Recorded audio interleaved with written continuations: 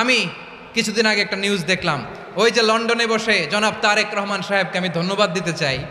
উনি সংবাদ শোনা মাত্রই ওনার দলের অনেক চাঁদাবাজকে উনি বহিষ্কার করেছে। কোনো ব্যক্তির কারণে, কোনো নেতার কারণে, কোনো কর্মীর কারণে যদি মানুষের আস্থা নষ্ট হয়, তাকে আমরা ওন করতে পারবো না। বিকজ আমরা বহু ঝড় ঝঞ্ঝার ভিতর দিয়ে আজ এখানে এসে দাঁড়িয়েছি, বহু অত্যাচার নির্যাতনের ভেতর দিয়ে এখানে এসে দাঁড়িয়েছি আজকে আমরা। কাজেই আমাদের পক্ষে আর সম্ভব না যে কেউ নিজের বিষয়, নিজের স্বার্থ নিয়ে এমন কিছু করবে যেটা দলের স্বার্থকে আঘাত করবে, ক্ষতিগ্রস্ত করবে। তাকে আমাদের পক্ষে টানা সম্ভব না। আই ডু অ্যাপ্রিসিয়েট প্রতিটি দলের এরকম ইনিশিয়েটিভ নেওয়ার দরকার আছে না নাই? যে কোনো দলে এই প্র্যাকটিসটা থাকার দরকার আছে না নাই? চাঁদাবাজদের সাথে আপনারা নিজেদেরকে মুক্ত ঘোষণা করবেন যে এরা আমার দলের কর্মী হতে পারে না। টেন্ডারবাজি, চাঁদাবাজি, দুর্নীতি, অপরাধ, দখলদারিত্ব, মজুদদারি, এগুলো সব কিছু একসাথে প্রতিরোধ করতে হবে, ঠিক কিনা বলেন? একটা মানবিক সমাজ যদি চাই, প্রতিরোধ করতে হবে। প্রিয় ভাইয়েরা, আল্লাহর শপথ নিয়ে বলি, এই নাসিহাতগুলো সবার জন্য, সব দলের জন্য, সব মতের মানুষের জন্য। আমরা কোনো দলের প্রতি মানুষকে ডাকি না, আমরা ডাকি ইসলামের দিকে। সব দলের, সব মতের, সব মানুষদেরকে আমরা আহ্বান জানাই, আসুন আমরা একটা সুন্দর সমাজ বিনির্মাণ করি। এই যে নতুন বাংলাদেশের এক সুযোগ এসেছে, আর জীবনে হয়তো আসবে না, সামনের 100 বছর এই সময় আসবে না। আসুন দেশটাকে আমরা সাজাই, আসুন আমরা দুর্নীতি বন্ধ করি, আসুন আমরা চাঁদাবাজি বন্ধ করি, আসুন আমরা দখলদারিত্ব বন্ধ করি, আসুন আমরা এক দল আরেক দলকে নিশ্চিহ্ন করার যে রাজনীতি, এটা বন্ধ করি। সব দলের প্রতি আমার আহ্বান, আমরা চাঁদাবাজ মুক্ত বাংলাদেশ চাই, জুলুম মুক্ত বাংলাদেশ চাই, ফ্যাসিজম মুক্ত বাংলাদেশ চাই, গুণ খুন খারাপি মুক্ত বাংলাদেশ চাই। আমরা নতুন ভোরের বাংলাদেশ চাই।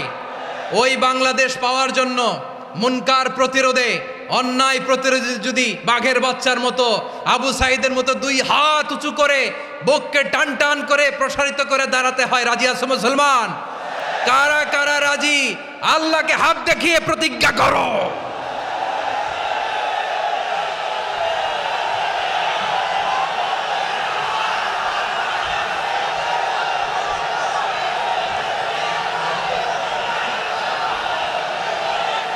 আমার প্রিয় ভাইয়েরা, বসুন বসুন আমার ভাইয়েরা। ওরা ওদের যেই হাত দিয়ে টেন্ডারবাজি করে, চাঁদাবাজি করে, ইফটিজিং করে, দখলবাজি করে, যেই হাত দিয়ে, ওই মুনকার থামায় দেওয়ার জন্য আল্লাহর দিয়ে আমাদেরও 2টি হাত আছে না নাই? আমাদেরও হাত আছে, থামাইতে হবে, থামাইতে হবে, হিম্মত করতে হবে। আমার প্রিয় ভাইয়েরা, না থামালে আমরাই ডুববো শেষমেশ। আমাদের বাঁচার জন্য হইলেও থামাইতে হবে।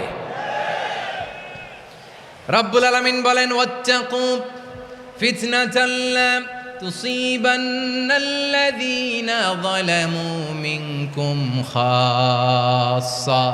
ও আমার গোলামেরা, ওই আযাবকে ভয় করো যে আযাব যখন আমি জমিনের বুকে পাঠাই, শুধু জালেমদেরকেই মারি না, আলেমদেরকেও মারি।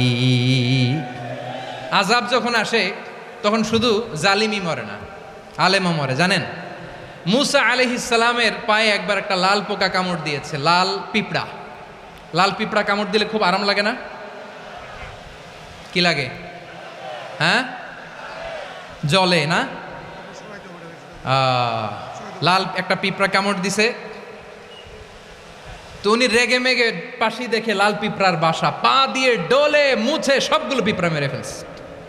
এই ঘটনাটা আল্লাহ ঘটিয়েছেন, এজন্য মুসা আলাইহিস সালাম ছিলেন কালিমুল্লাহ, সরাসরি আল্লাহর সাথে কথা বলতেন।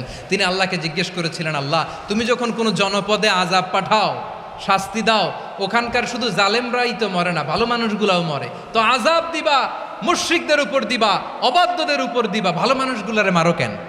আল্লাহ বললেন, মুসা তোমার যে কামড় দিছিল পায়ের মধ্যে পিঁপড়া, কয়টা পিঁপড়া? জোরে বলেন। একটা পিঁপড়া, তো সবগুলারে মারলা কেন? রেগে মেগে পুরো পিঁপড়ার বাসা ভেঙে ম্যাসাকার করলা কেন? এই মুসা, আমি যখন অ্যাকশনে যাই, আমি যখন শাস্তি দেই, তখন এত বাস বিচার করা হয় না, বাস বিচার করা যায় না। যখন অ্যাকশনে যাওয়া হয়, ওইটা ডাইরেক্ট অ্যাকশন হয়ে যায়। চিল্লায় বলো ঠিক কি না?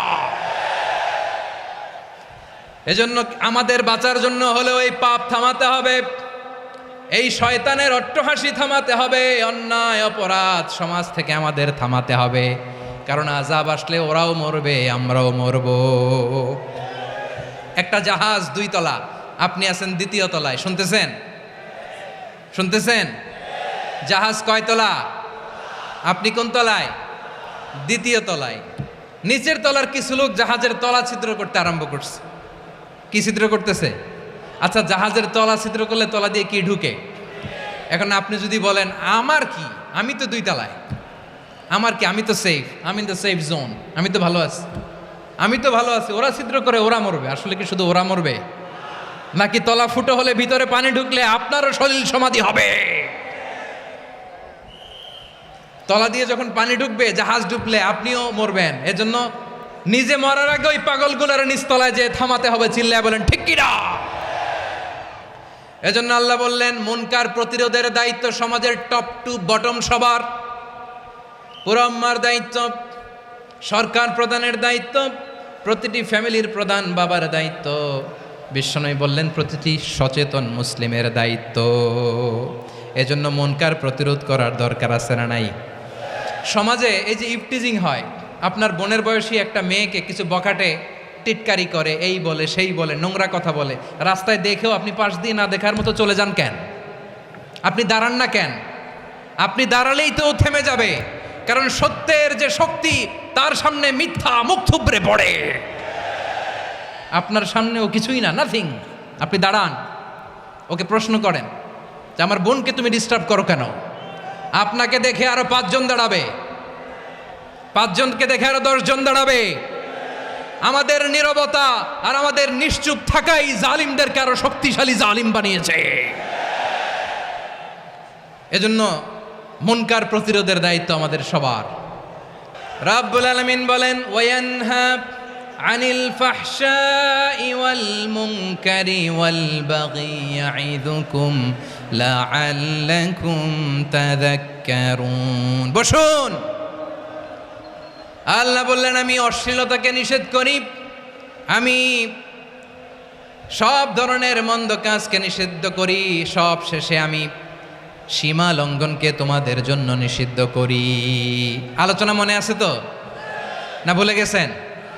নিষিদ্ধ করেছেন কয়টা জিনিস? 1 নম্বরে অশ্লীলতা, 2 নম্বরে মুনকার তথা সব মন্দ কাজ, 3 নম্বরে আল বাগি সীমা লঙ্ঘন, ক্রসিং দ্য লিমিট। সীমা লঙ্ঘন করা ভালো না। We all should know our limits. চিল্লায় বলেন ঠিক কিনা? একই আয়াতে আল্লাহ বললেন কুল ইন্নামা حرم ربي الفواحش ما ظهر منها وما بطن والإثم والبغي بغير الحق। অন্যায় ভাবে যে অবাধ্য হয়, যে সীমা লঙ্ঘন করে, তাদেরকেও আমি এটা হারাম করে দিলাম। সীমা লঙ্ঘন করা হারাম, সীমা লঙ্ঘন করা হারাম।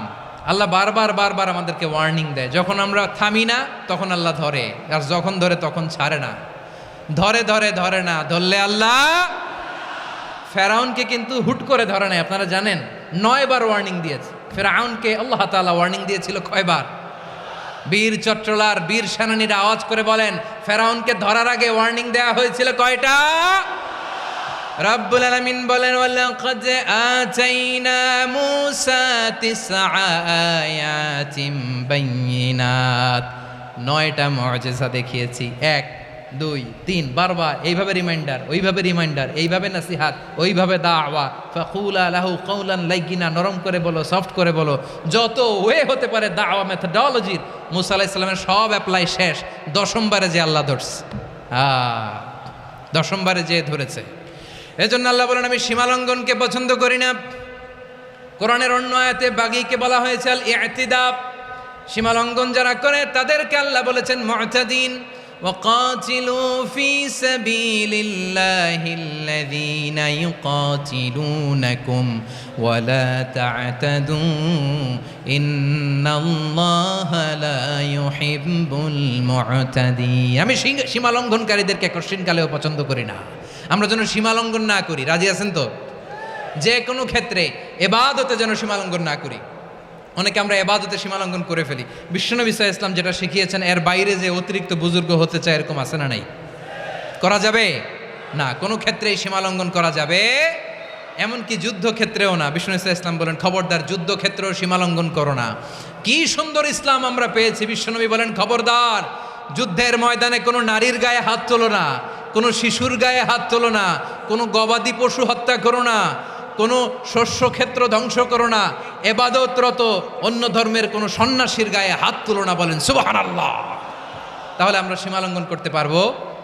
প্রিয় ভাইরা, একটা সুখী সমৃদ্ধ শান্তির সমাজ, মানবিক সমাজ যদি আমরা গঠন করতে চাই, আমাদের আল্লাহর দেয়া কয়টা আদেশ মানতে হবে বলেন দেখি? সবাই বলেন কয়টা?